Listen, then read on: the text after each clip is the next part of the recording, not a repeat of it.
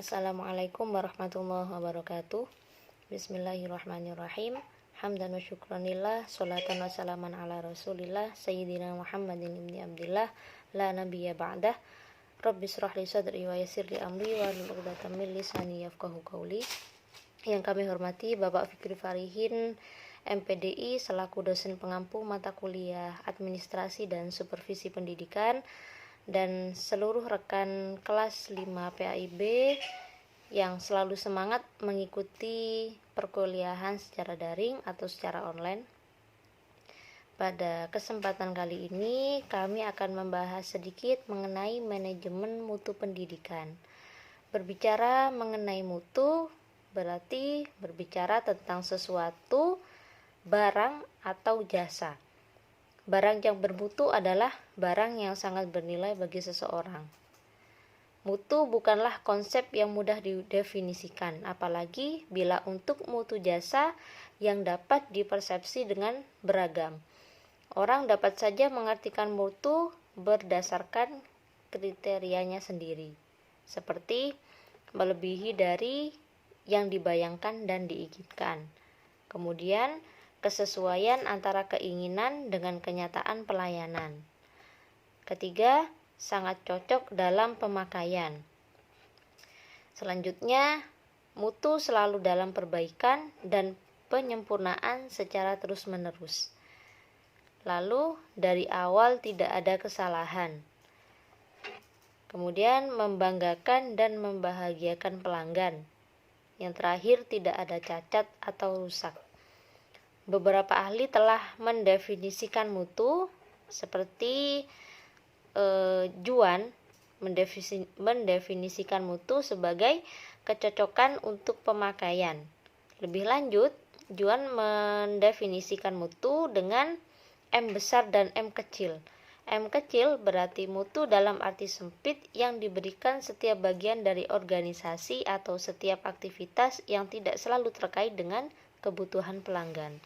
M besar adalah mutu dalam arti luas, berkenaan dengan kinerja organisasi secara keseluruhan yang difokuskan secara sinergi pada kebutuhan dan kepuasan pelanggan.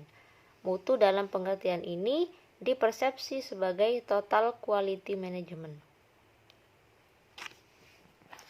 Kemudian untuk mutu manajemen pendidikan. Mutu manajemen pendidikan tergambar dari setiap level proses mulai dari perencanaan, pengorganisasian, pelaksanaan, monitoring, dan evaluasi pendidikan menjadi satu kesatuan utuh yang dilakukan sebaik mungkin secara terus-menerus. Dari awal sudah dimulai dengan benar, menghindari kesalahan, cermat, dan memberikan pelayanan yang memuaskan kepada customer. Deming dalam bukunya mengatakan bahwa untuk membangun sistem mutu harus selalu dilakukan perbaikan secara terus-menerus atau continuous quality improvement.